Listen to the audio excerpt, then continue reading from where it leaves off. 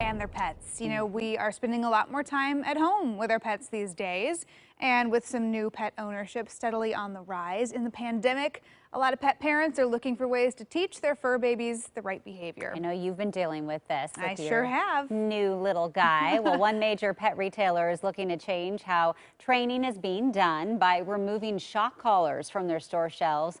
Joining us live right now is Darris Cooper, a professional dog trainer and training operations manager at Petco. Good morning, Darris. Thanks for joining us. Good morning. Glad to be with you today. Yeah, so first let's just start off. You know, we've heard a lot about shock collars and the controversy surrounding them. So why did Petco decide to just get rid of them? Absolutely. Simply put, it was the right thing to do.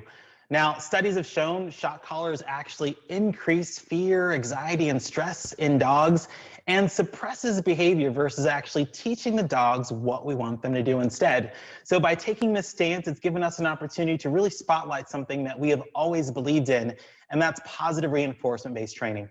Yeah, I know. This is something I heard a lot about when I got my new dog earlier this year. You know, all the different ways you can positively train with treats and get them learning the right behavior. So what are some of the different ways that pet parents can use that positive dog training? Absolutely. So positive reinforcement-based training, it's amazing because it works, and guess what? Anyone can do it, whether you're a child or a senior. Understanding exactly what motivates your dog is going to be key. Knowing that each dog is an individual, understanding that they have their likes and they have their individual dislikes.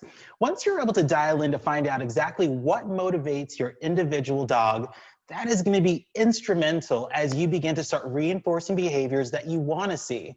Now, one thing I always bring up to pet parents when they say, hey, I'm thinking about potentially utilizing punishment for a behavior or correcting a behavior, I always say, hey, what do you want your dog to do instead?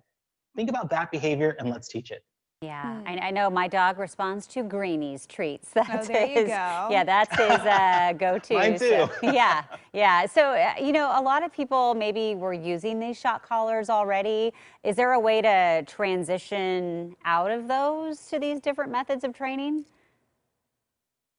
Sure. So anytime that you are changing any type of routine with your pet, especially when you're talking about going from shock to positive reinforcement, I'm always going to recommend that all pet parents consult their veterinarian first for the reasons that we want to ensure that they have a clear bill of health. And also too, when you think about the training process, you want to make sure the dog is successful. Health and wellness comes first, the training environment comes second, and that is when you can begin the training process and actually start working on the behaviors that you want to teach. Okay, you mentioned a change in a routine. Well, talk about changing routines. The pandemic has just completely upended a lot of our routines. How is it changing people's relationships with their pets this year? Absolutely. So, of course, like many of us, we're spending a lot more time at home with our pets, and they're seeing us a lot more. So much to the point that I was looking at my dog today, and he looked at me almost like, "What are you doing here, Dad?" Still.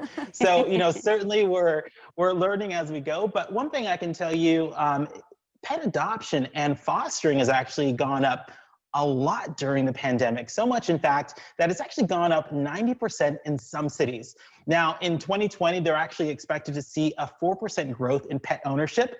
But that being said, of course, we want to make sure that it's a commitment that's going to be a lifetime, not just the duration of a global pandemic. Oh yeah, no, definitely. I think that's why they say don't give pets as gifts because, you know, you do want to make sure that it's a lifetime commitment.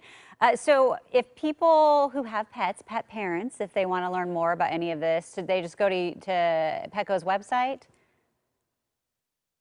Yeah, so all of our stores are open as we are deemed essential. We do have in-store classes, but of course we just launched, really excited to share, a new virtual dog training platform where you can actually work with a certified senior online dog trainer in the comfort of your own home.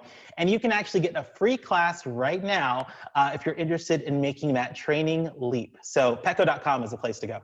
Awesome. It always helps to have a trainer there to encourage both the dog and you, because they say that humans need the training just as much as the pets do. So very helpful. All right. Thanks for joining us, Darris. We appreciate it.